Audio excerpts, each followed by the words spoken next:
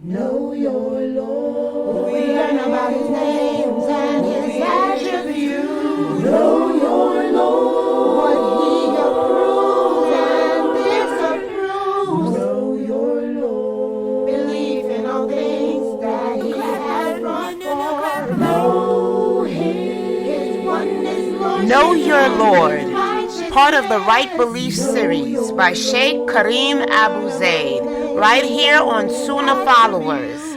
Being taught by Ustada Layla Nashiba as she lays down the foundations to get you together. Learn about your Lord. Know your Lord. Streaming on all major platforms. Channel Sunnahfollowers.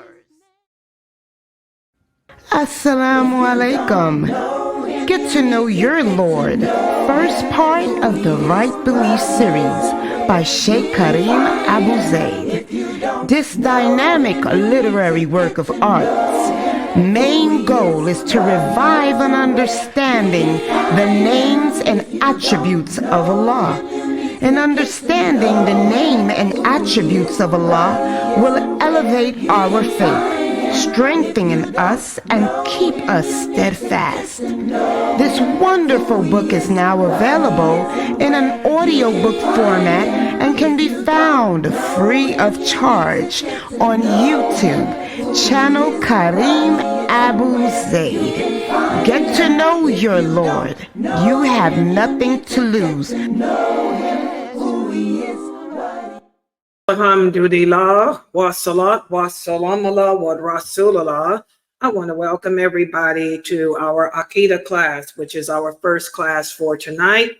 And I want to also remind everybody that later tonight at 9:30, we will have the series on how to pray from A to Z. And we'll be continuing our discussion of purification.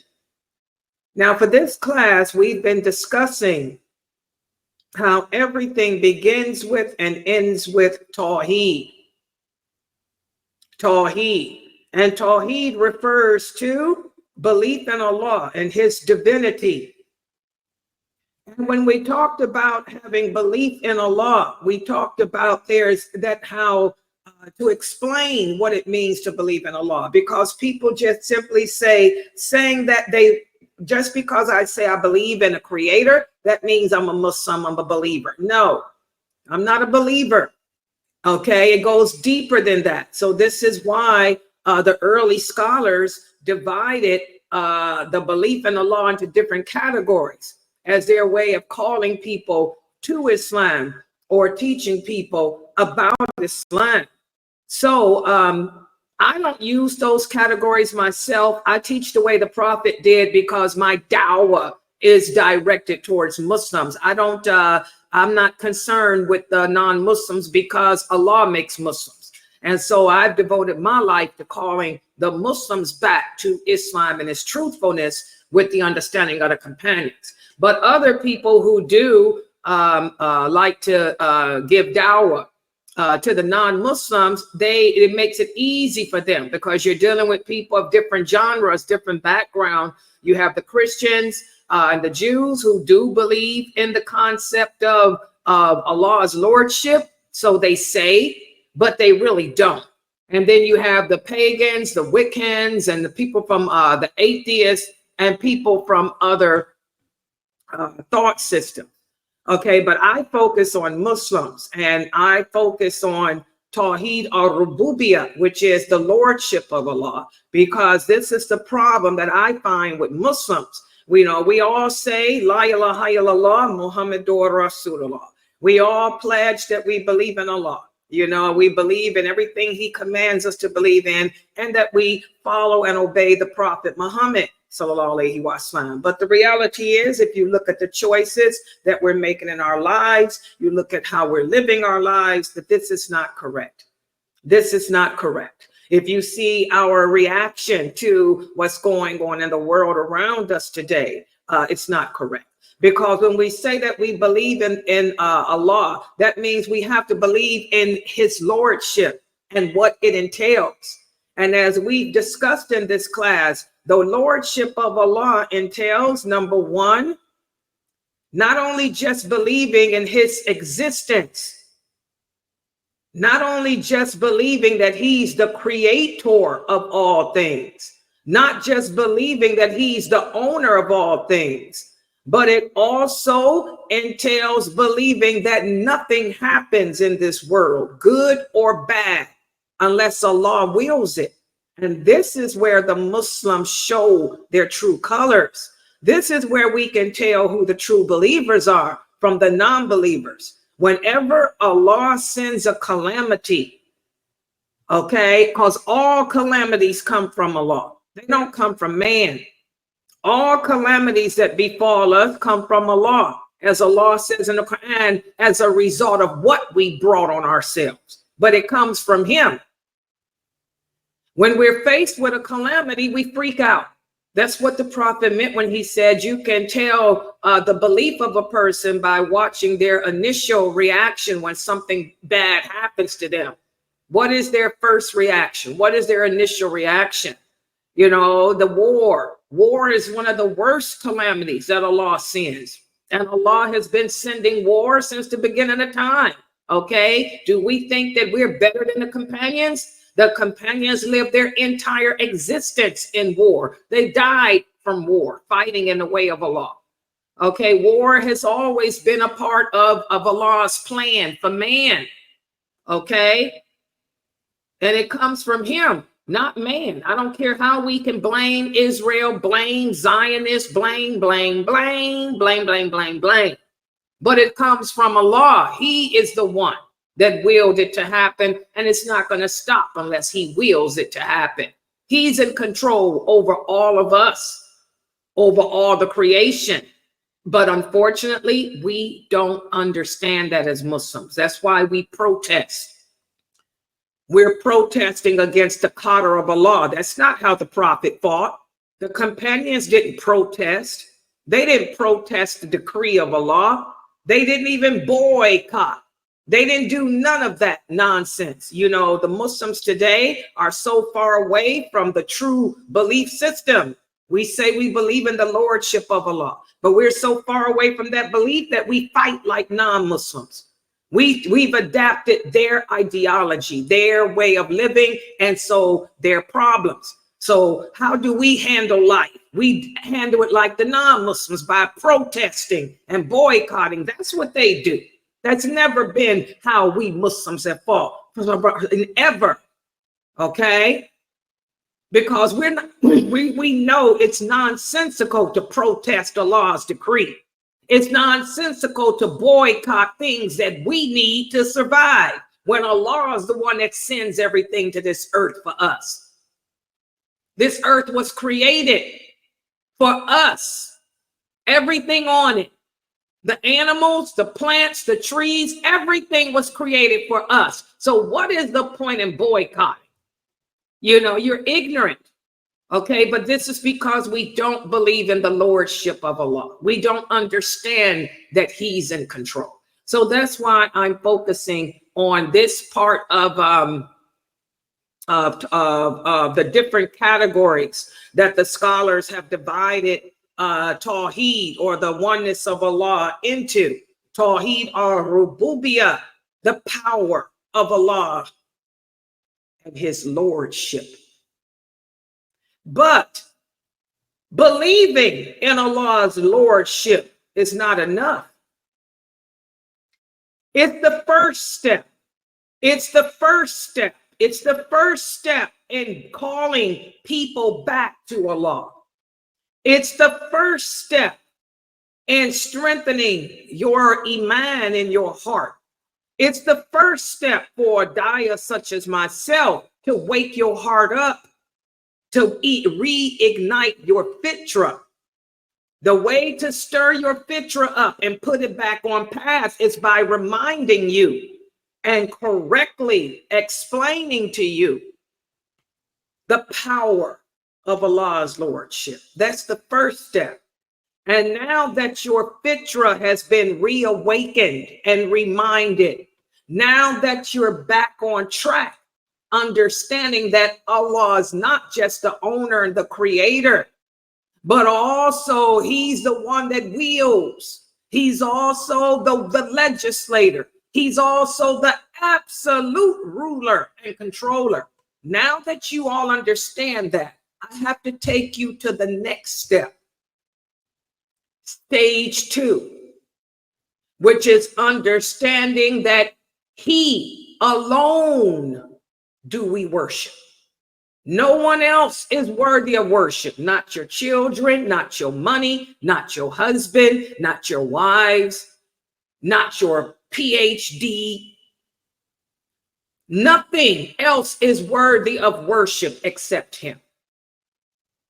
Okay, so that's what the topic is going to be about today. And in the book, Know Your Lord, we will be covering, let me put the, because I forgot the pages. Hold on, let me put my PowerPoint up to remind myself.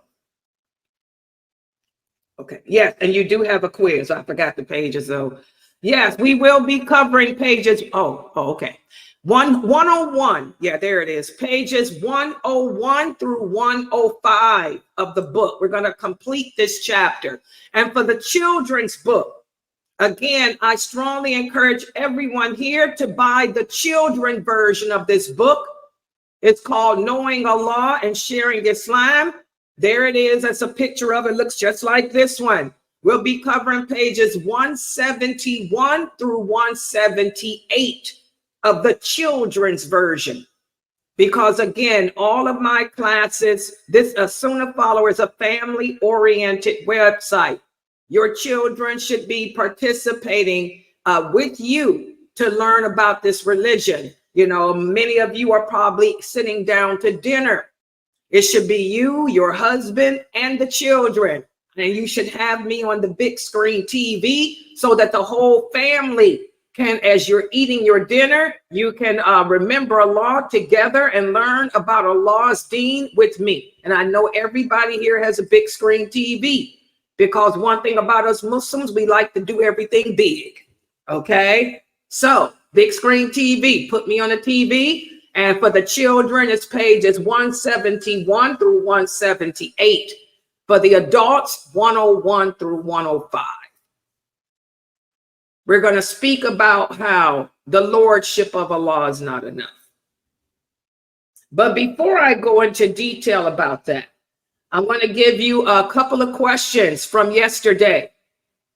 Yesterday, we spoke about how belief in the Lordship of Allah also means believing that he is the sole legislator. He is the sole ruler. What does that mean? That means no one can undo his laws. His laws are better than man's could ever be. Okay? So let's see how well you guys understood my lecture yesterday, because this is the problem in America.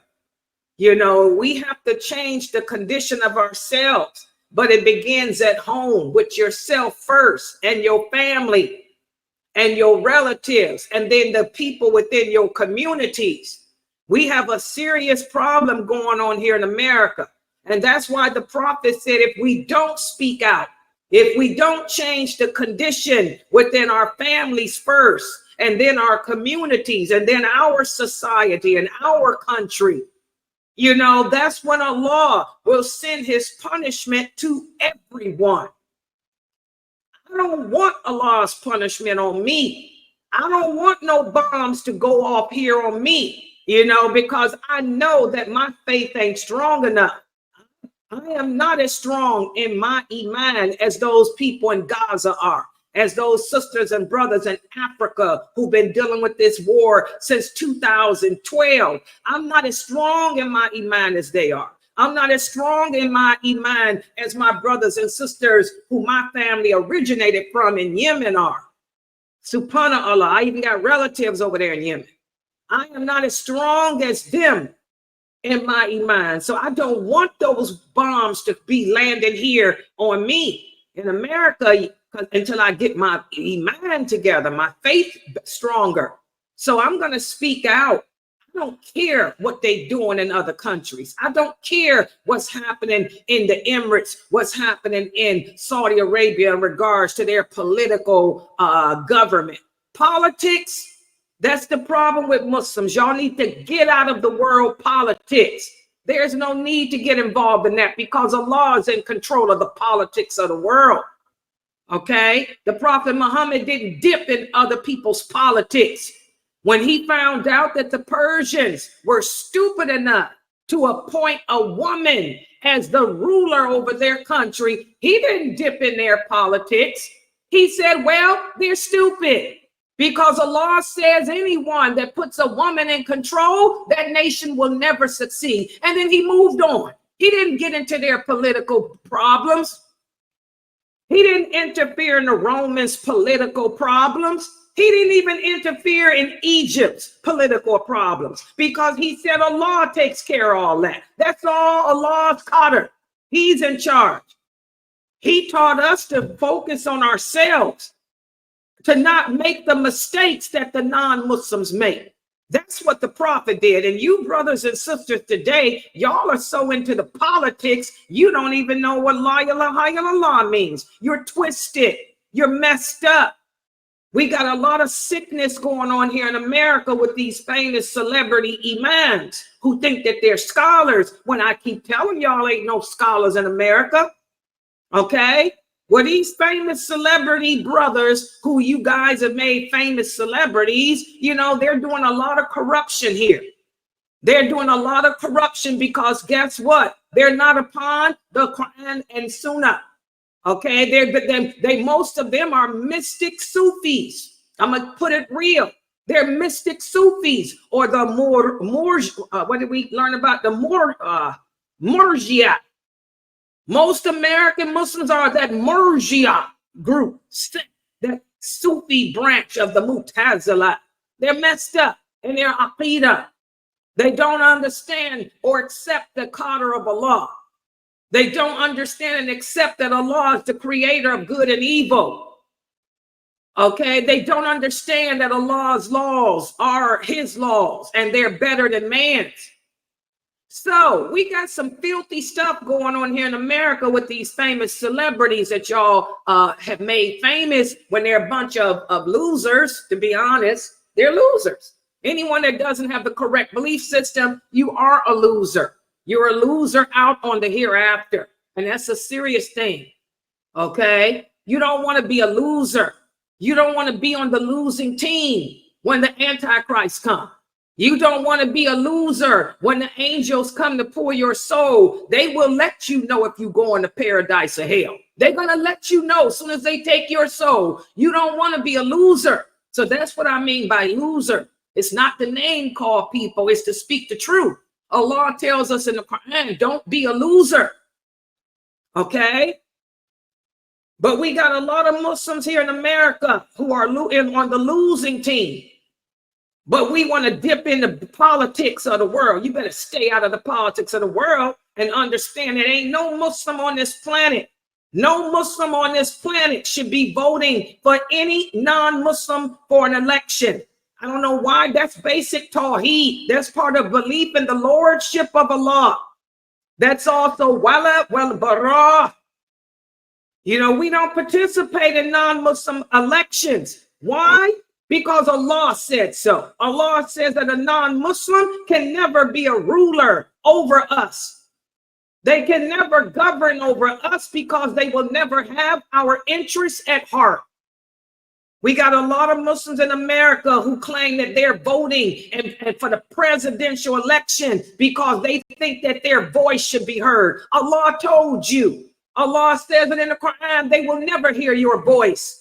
They will never take your concerns at heart. Their desire is your destruction. That's the Quran.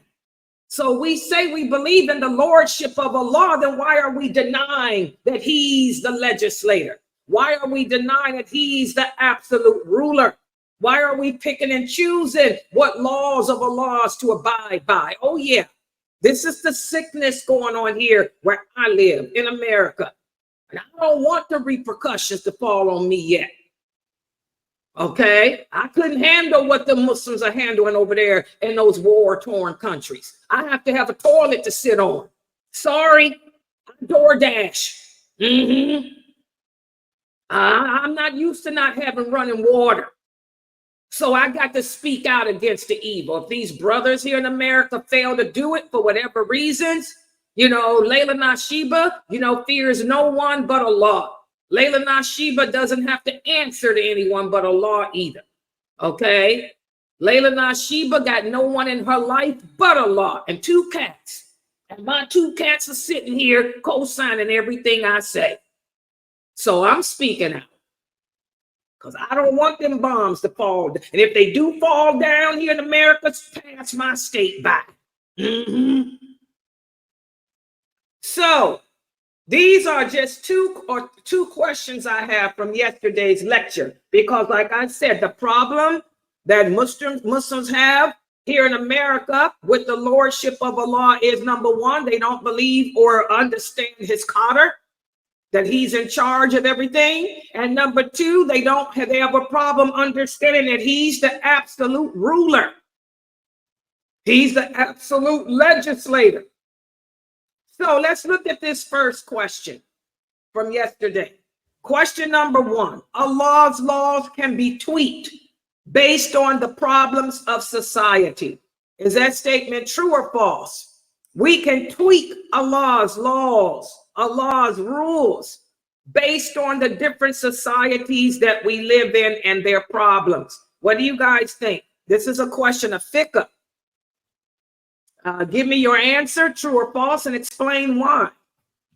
And there may be different answers. I just want to hear it. Yes. Wait a minute. Let me tell them what tweak means. You don't understand the word tweak? Tweak means to be changed or tightened up, to be fixed, or just put a little change here or a little change there. You understand, brother? We're not going to change it all the way around, but just add something here. To tweak something is to add something or take away something from something. Yes, I have a degree in English. That's how I know. I had to learn this crap. Yeah, exactly. So you understand it? So basically what I'm asking is it true or false? We can tweak or add or change or put something here or take away something there from Allah's laws based on the conditions of the society, the country, or the society in which we live. You understand the question now, brother? Okay, good. He said, I got it. Okay, type your answer while I hear what they got to say in the Zoom room. Go ahead, whoever that was in Zoom. This is false. No, we cannot tweak, change, do anything with Allah's laws. Allah tells no lies. He made no mistake. We do not tweak, turn around, play with stuff. We don't do that. Allah's already given us what he wants us to have. We need to follow it.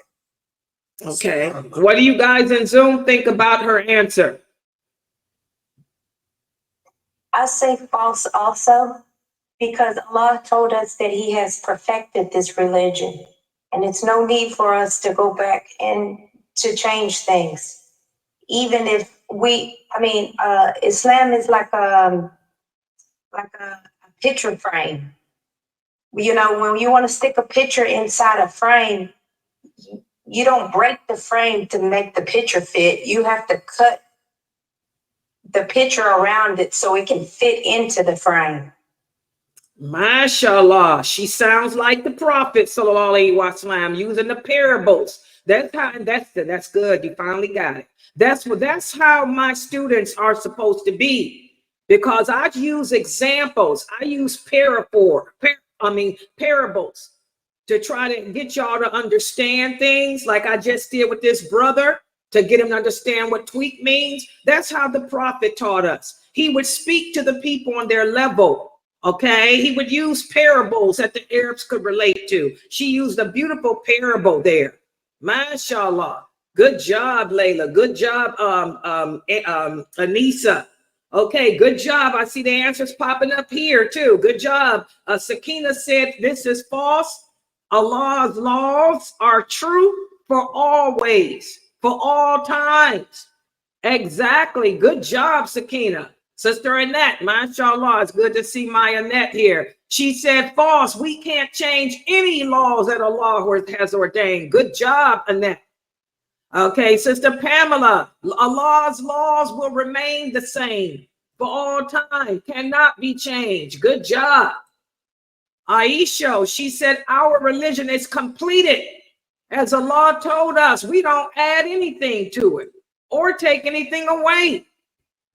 Good job. Jamila said, man is always trying to twist or tweak Allah's laws and commands, but they're always to our betterment. And the brother here typed, Allah always knows what's best. Allah already knew that the world would become the way it is today. So are we, oh, this is the famous brother. Here he is trying to give another khutbah on my stream from out of the Emirates. Okay, he said, he quoted the Quran here, does man think? And then he said here that Allah's laws are for all times. Allah knew what would happen 50,000 years before. Okay, he's going into a real long khutbah that I gave 3 days ago. But mashallah, good job, bro. He's got it right, of course.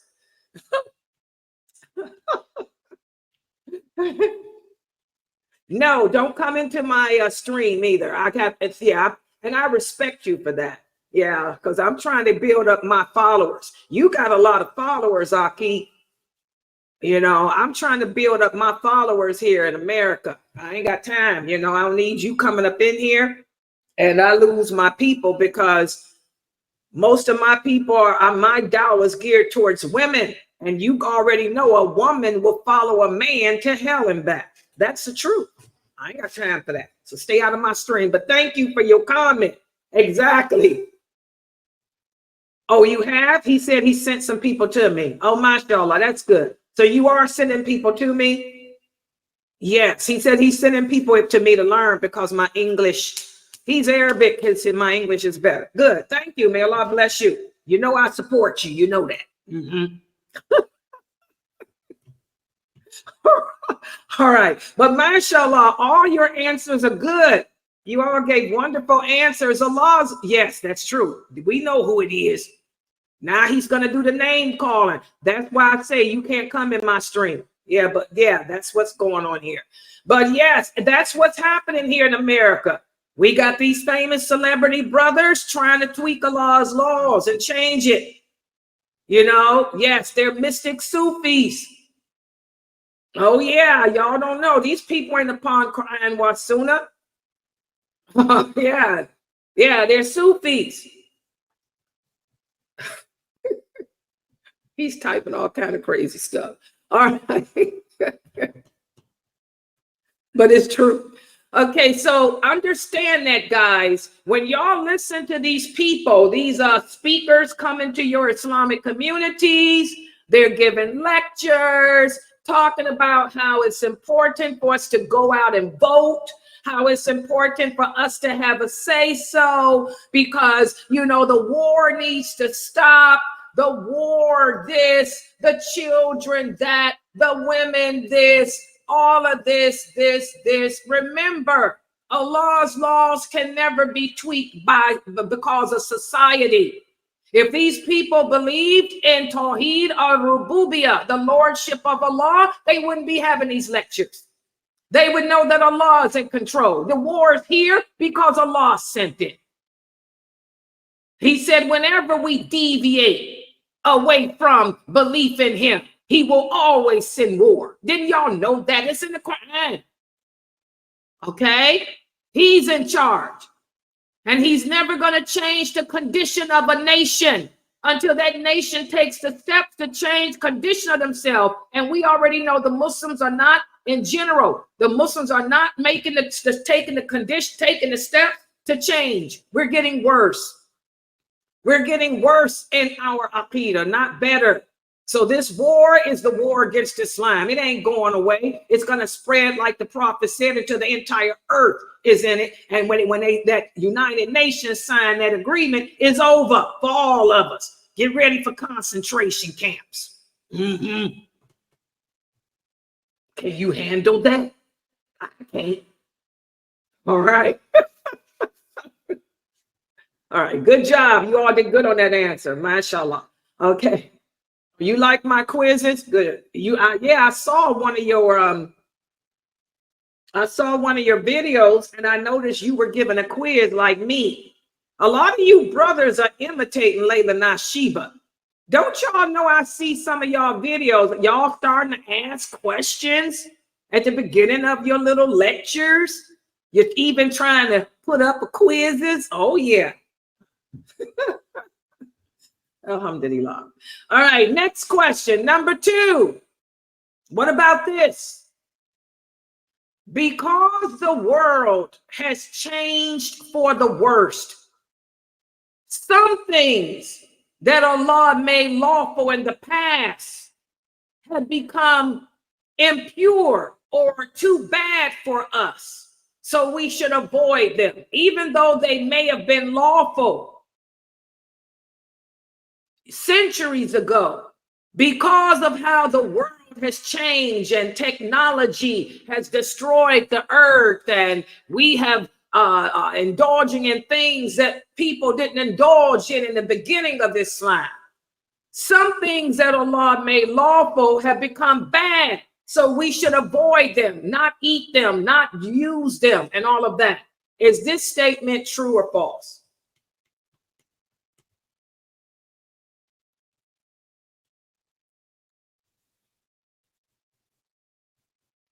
Yeah, this is false. Wait a minute, hold on for a second. Yeah, Sister Elizabeth. Yeah, you got it. She said now she understands what questions of fiqh are. These are questions that you have to think. Yeah, fiqh means to think, to ponder.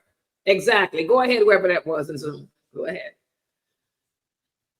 What's your answer? I was going to say that this is false. This is another example of changing the law's religion.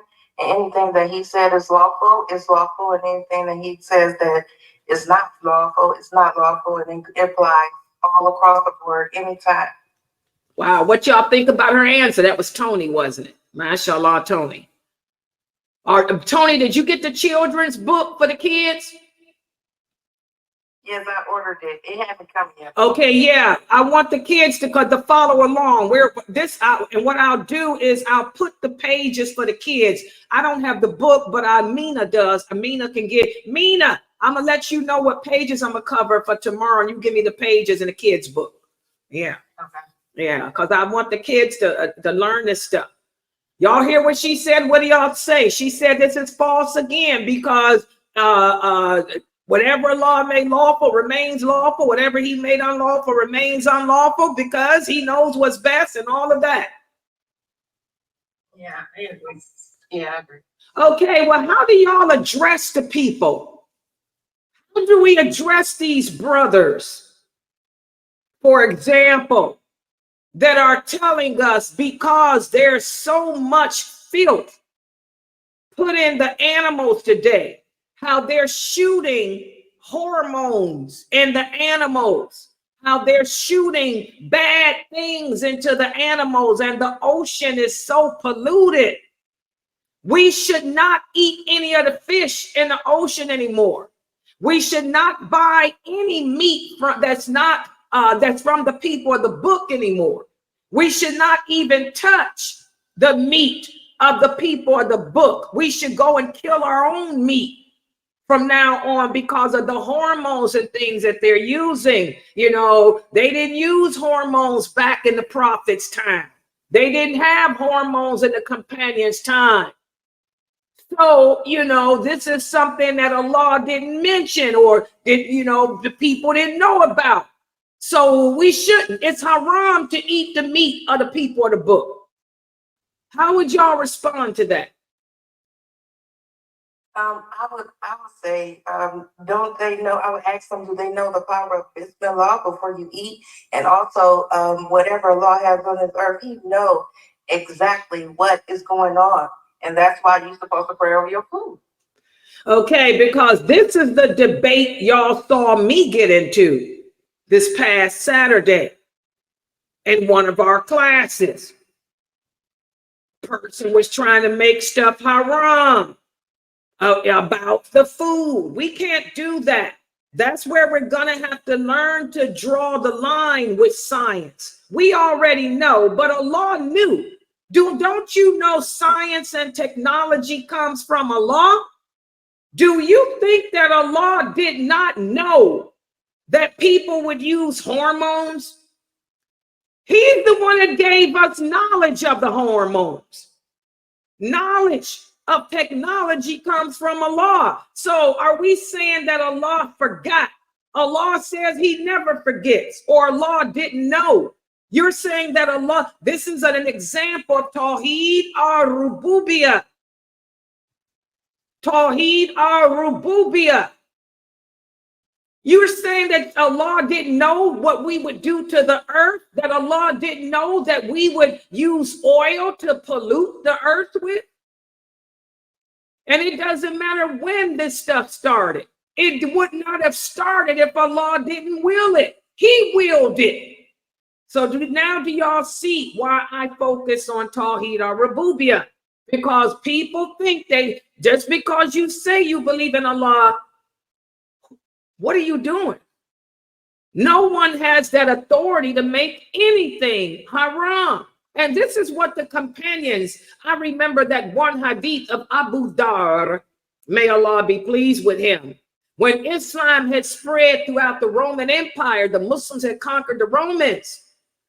A man asked Abu Dar, he said, you know, there's the mosque that used to be a church.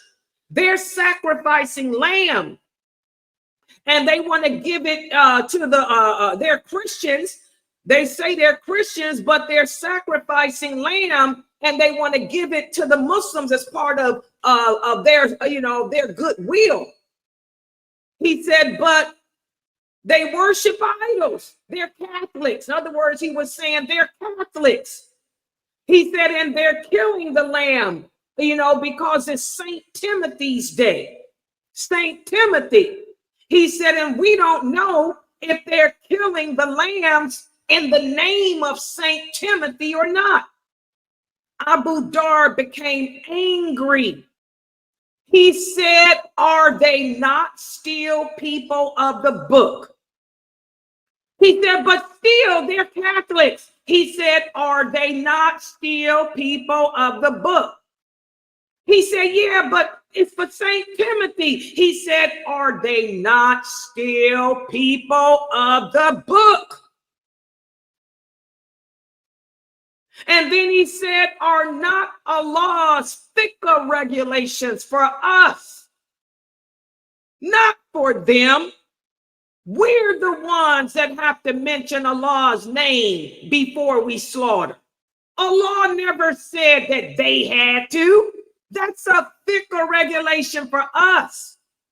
We're the ones that have to make sure that our knife is sharp. That's a regulation for us. That's not a regulation for the people of the book. And that hadith is so powerful because that's the same thing I say today to these brothers who use science to try to make it haram for you to eat from the people of the book. This is nothing new. They were doing it back in the companions' days. And like Abu Dar say, aren't they people of the book?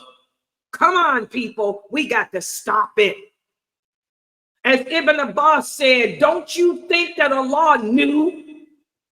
The prophet said that the Christians have over 70-something sects. So you're saying Allah made a mistake? But there's some sect of a Christian out there that we can't eat because Allah didn't know of that sect? I mean, we have to stop. The companions went through the same crap that we're going through today. And that's why I tell people, don't come in here.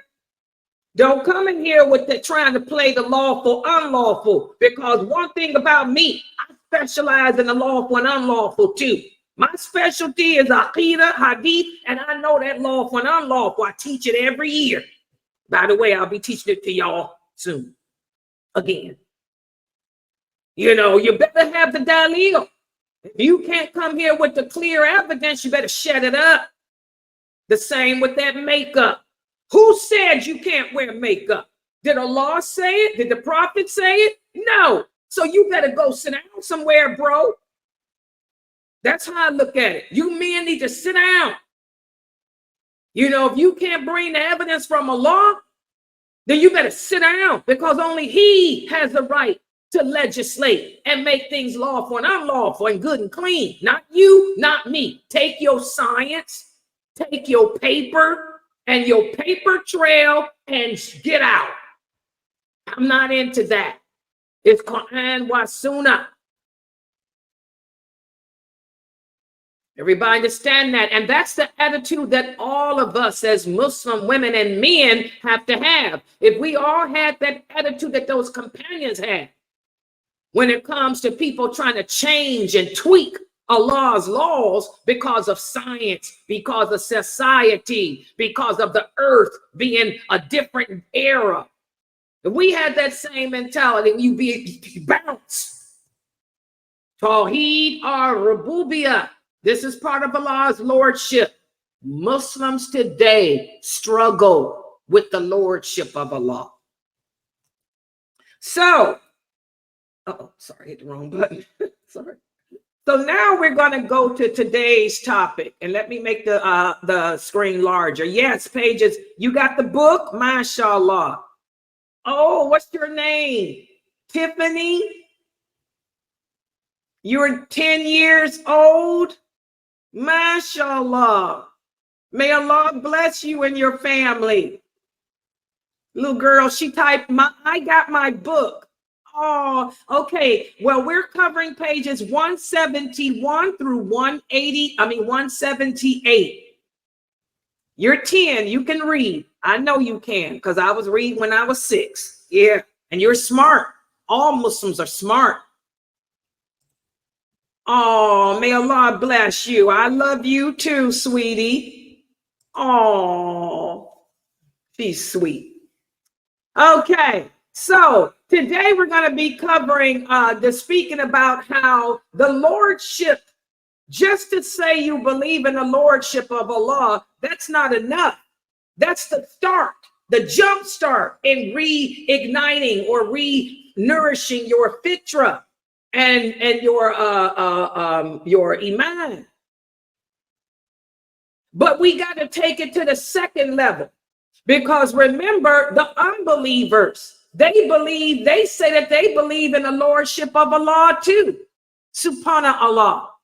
Listen to what Sheikh El-Fawzan, he's one of the scholars. Listen to what he wrote. He said, even Iblis, who is the leader of the unbelievers, even he said, "Oh Allah, for allowing me to stray, and by your glory, Allah, I will certainly mislead them all." So here we can see when Iblis was speaking to Allah, he was affirming that Allah is who He is.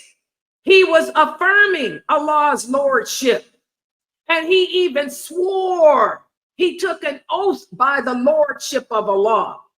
So just saying that you believe in Allah's lordship is not enough. Remember, even the Quraysh, when the Prophet Muhammad sallallahu alayhi wasallam called the Quraysh believed in Allah's lordship too. Okay? They just didn't believe that He was the only one worthy of worship. Listen to what Allah said about them in the interpretation of the meaning. And if you were to ask them who created them, they will surely say Allah. So how is it that they are so deluded? So the Quraysh, the Arabs, believed in Allah. They just didn't believe that He was the only one worthy of worship. So belief in Allah's lordship is not enough. You have to take it to the next level. Also, Allah mentions some of His qualities of lordship, and He speaks about how the unbelievers respond to them. Listen to what Allah says in the interpretation of the meaning. Say to them, in whose hand is the realm of things, and He protects while no one else can protect against Him. if you should know. And they will say everything belongs to Allah. So again, how are you deluded? These are the Christians. The Christians and Jews, they believe in some of his qualities of lordship too. But they still are deluded in their belief in him. Also, Allah says in the interpretation of the meaning, say, who provides for you from the heavens and the earth? Or who controls the hearing and the sight? And who brings the living out of the dead and the dead out of the living and arranges every matter? They will surely say Allah. So then you say to them, why do you not fear him? And that's how the Christians will respond. The Christians will tell you that everything is done by the hand of Allah, but they still have no fear of him. So if these people were to acknowledge that Allah's lordship and then go the extra mile to understand that he's the only one worthy of worship, then they wouldn't be unbelievers anymore. Then they would be able to come into the folds of Islam. And that's why a lot of your parents, a lot of you send me emails and say, Sister Layla, I'm trying to give dawah to my parents.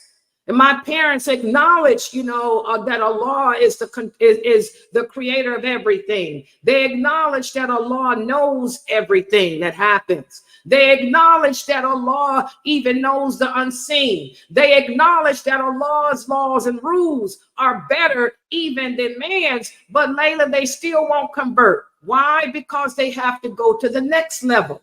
They have to accept that he is the only one worthy of worship. And that's the problem. The Christians are just like the Arabs were. They don't accept that. Okay? And again, I know a lot of you say that you like when we go into the history here at Sunnahfollowers. A lot of my new shahadas say that they did not know that the Arabs believed in Allah. Well, what it was this. The Arabs, remember, they had been following the religion of Abraham, alayhi salam, Abraham's son Ismail. Remember when Allah commanded Abraham to leave his wife and son in the desert, it was the Arabs who took them in. Okay, Ismail was not Arab. Okay, but he learned to speak the language. He married the Arabic, their women. They're one of their women, and had children, and he taught Tawheed. So the Arabs, they knew of the oneness of Allah. They knew that he and his father Abraham had built the Kaaba and all of that, but they still didn't want to accept that Allah is the only one worthy of worship. They refused to let go of their other gods that they worshiped. Okay. And Allah speaks about other people in the Quran. He gives us the metaphor, the parable of Pharaoh. Remember, Allah tells us that Pharaoh and his soldiers pursued Moses and them. And then when drowning overtook Pharaoh, that's when he said, I believe that there is no deity except that in whom the children of Israel believe, and I am one of the Muslims. But Allah said to him, no, now you want to come, affirm that I am who I am only because you see I'm getting ready to take your life. So there's a lot of unbelievers out there, guys, and always have been, who will affirm to the lordship of Allah, but still they don't really believe in him. Even Ikrimah, as my cousin Mukhtar went over in his series on the life of the Prophet Muhammad, and he talked about it again with the life of Khalid bin Walid. Ikrimah, who was the son of Abu Jahl. When the Muslims conquered Mecca, remember, he ran away because there was a hit out on him. So he fled to the sea, And when he got on that ship and Allah sent a hurricane, he thought he was going to die. He ended up turning to Allah. He ended up calling on Allah, asking Allah to save him. And he said, oh Allah, if you save me from this hurricane and bring me safely to the shore, I will convert to Islam. And he did. So again, these are the proofs. There's people who say that they believe in the Lordship of Allah, but they're still unbelievers because they don't believe in the second aspect. Listen to what Allah says in the interpretation of the meaning. The people of Pharaoh were invalid by the worst of punishment. They are exposed to it morning and evening. And the day of judgment appears to them, it will be said, make the people of Pharaoh enter the worst punishment. Those people, kept denying the divinity of Allah over and over again, even though Allah sent them many, many proofs. So they're going to be in the severest of the hellfires. Okay? And again, that's more about Ikrimah. We know that Ikrimah repented. By the way, let it be known. Ikrimah, when he got off that ship, Allah guided that ship safely back to land. He converted to Islam and he became one of the heroes. He fought alongside with Khalid bin Walid against the Persians and against the Romans. He lived the rest of his life a warrior of Islam, and he died on the battlefield fighting for the sake of Allah. I want to put that in there too about Ikrimah. All right, so whoever believes and affirms only the Lordship of Allah, that doesn't make them a Muslim. That doesn't make them a person who submits, and they will not be saved from the hellfire just because they believe and affirm to his Lordship. Okay? They have to go the next step.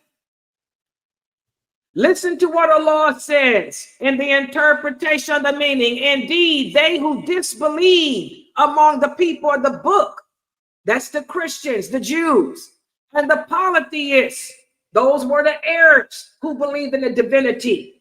They will be in the fire of hell eternally. And they are the worst of people. And again, for the new shahadas here, a lot of you will ask me, Sister Layla, my mother, my grandmother, they're good Christians. They follow their Bible. Is there any hope for them? No, this is a dalil. Okay, unless the people embrace the religion of Islam, they will be in the hellfire forever. So just because you say that you believe in the Lordship of Allah, the Christians believe in the Lordship of Allah, that's not enough. They're still going to be in hell forever. So what's the second level that you have to evolve to? Once you accept and believe in the Lordship of Allah, what's the second step that'll bring you into Islam? Well, you have to worship him alone. That's the second step. The simple fact that these people do not worship Allah the way he commanded, the simple fact that they don't worship him as he commanded, they're unbelievers. Listen to what Allah says in the interpretation of the meaning. And those who associate others with Allah say, if Allah had wanted, we would not have worshipped anything but him. Neither would our fathers, nor would we have forbidden anything through other than him. So again, here we can see in this verse, Allah is clearly saying that without worship of Allah, you're still a pagan. Without worship of him, the way he legislated, you will never be a believer. As Sheikh El-Fawzan said, if it becomes manifest, the mistake of those writers who follow the philosophers, when they explain Tawheed to mean just affirming the existence of Allah and just affirming that he's the sustainer, Allah did not send the messengers just to ask people to declare that Allah is the creator and the sustainer, that he's the one that gives life and causes death, because this is not enough. And this is not going to save you from the punishment. And how many of you listen to some of these famous celebrity speakers in America, especially the ones who used to be Christians, who used to be Catholics, and they converted to Islam? You will hear them say, what you need to do is just affirm the Tawheed or Rububiyyah, and that makes you Muslim. How many of you have heard these brothers say that? Just acknowledge that Allah is the creator, that he's one that gives life and gives death, and now you're a Muslim. That's not true. Like I told you guys, most of the Muslims in America belong to that Murji'a branch, bunch of Sufis. Okay, that's not enough. You can affirm that Allah is the creator and gives life and death all you want to. You still have to worship him the way he commanded. Does everybody understand that? And the Quran makes the realization of worship of Allah clear and contingent on the recognition of his lordship. So if you truly recognize his lordship the way you should, that fitra within your heart is going to cause you to want to fall down on your knees and worship him alone anyway. And that's something I've been saying for a long time here at Sunnahfollowers. If people truly understand what it means to believe in the lordship of Allah, they would fall down and submit automatically. But that's the problem. Lordship of Allah has not been clearly defined to them here.